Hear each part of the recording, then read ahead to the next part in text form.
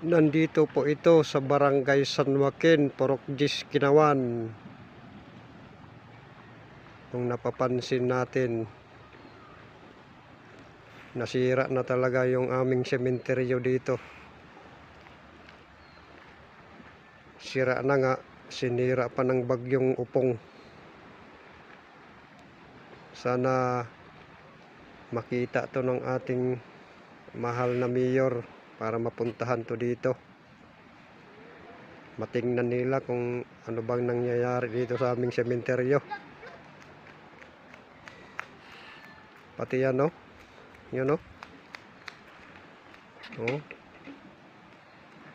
Kitang-kita na.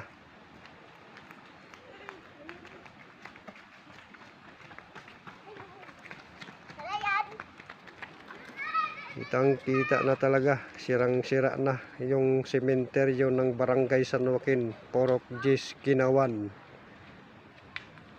Ayan o, yung kabaong na yan, may laman pa yan. Pero ano na lang, mga buto-buto na lang. Sinira ng bagyong Upong. Sana mapansin man lang ito ng ating mahal na mayor ng Calbayog City.